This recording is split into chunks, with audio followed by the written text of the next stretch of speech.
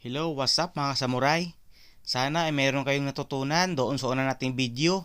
At ito naman ay pagpapatuloy. So, itong nakikita nyo ngayon, sana ay matutunan nyo yan. Actually, ito ay napakadali lang. At mas maganda itong ginagawa bago kayo matulog sa gabi. At pagising nyo naman sa umaga. Dahil kahit hindi nyo man ito nakita sa akin ngayon, alam ko na sa ibang video ay nakakita na kayo ng mga tinatawag na madras. Kasi kung alam nyo lang, yung mga nagmamasahe ay alam nila yung mga ganyang bagay. Dahil kasi kung alam mo lang, noong unang ancient mythology, ito ay umiral. At ipapakita ko sa iyo sa susunod natin na video. Kaya sana ay magustuhan mo ito dahil ito'y karunungan. Katulad na lang ng nakikita mo ngayon sa ating larawan. Noong una ay hindi ko talaga maunawaan yan. Subalit sa ating panahon ngayon dahil mayroon ng quantum physics ay madali na lang. So actually yan ay pag-aaral ng psychology, mythology, science, neuroscience. Napakaraming pag-aaral kaya at sa lahat ng inaral nila ay halos isa lamang ang kalabasan at ito, pakinggan mo muna. One of the most powerful and venerated gods in ancient Egyptian mythology, often depicted as a falcon-headed man bearing a sun disk on his head. Legend says he sailed across the heavens during the day and through the underworld at night, depicting the cycle of life, death, and rebirth. So ngayon, dahil pamilyar ka na sa nakita mo, hayaan mo at ituturo ko sa iyo. So 'di ba, ayan na, ang nakikita mo yung parang mata. Noong una talaga ay hindi ko talaga maunawaan yan. Ilang taon na, siguro may mga 5 taon na hanggang sa nung nakaraang parang buwan lang o ngayong nakaraang buwan lang na unawaan ko na ito. Papakita ko sa inyo. Kailangan ilalakihan natin para mas lalo mong maunawaan kung ano yung tinutukoy ko.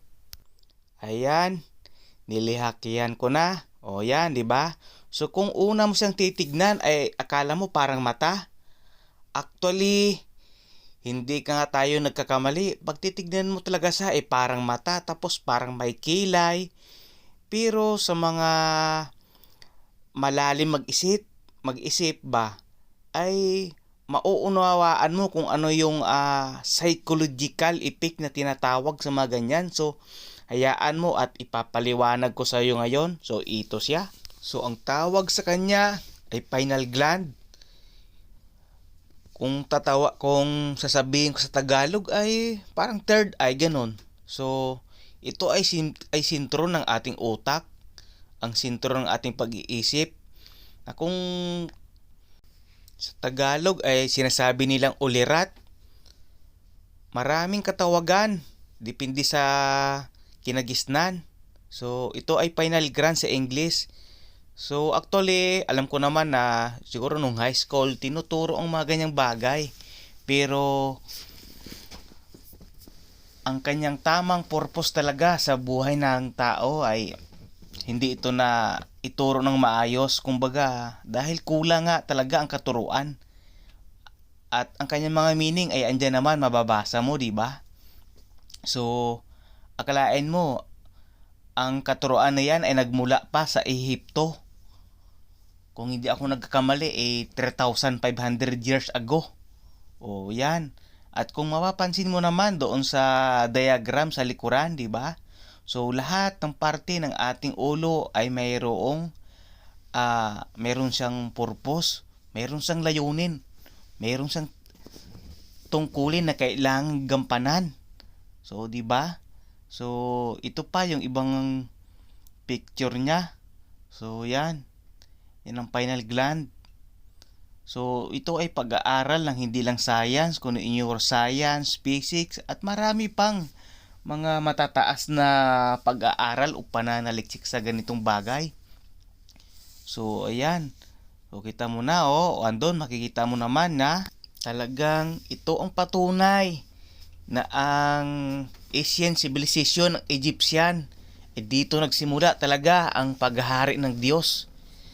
Kaya ang makikita mo naman ngayon, 'di ba? Ay ito naman ay ibang antas naman ng pag-aaral ng architecture. Makikita mo ang golden ratio na tinatawag. So, ayan ang golden ratio ng ating muka. Ang buong parte ng tao ay mayroong golden ratio. Ang ibig sabihin naman ng golden ratio, ito ang bagay na ginawa o nilikha ng Diyos na matatag o matibay sa Tagalog. Actually, ito ay malalim na pag-aaral dahil magmula kasi nung inaral ko ang tungkol kay Leonardo da Vinci, masyadong nadagdagan ang aking kaalaman. Parang na-miss ko yung mga inaral ko noon na hindi ko rin hindi pa dumating yung panahon na magamit ko yun, pero ayos lang din naman at alam ko naman isang araw ang lahat ng iyon ay aking magagamit, katulad na lamang sa ginagawa natin ngayong pag-aaral. Dahil maliban kasi na si Leonardo da Vinci ay isang scientist, ay isa din siyang pilosoper na nagkaroon ng interest sa akin para lumawak pa ang aking kaalaman. Dahil ito ay isang pagpapala. Dahil ang Diyos na lumikha, ang God ay creation. So, marami pa akong gustong malaman at madagdagan ang aking kaalaman.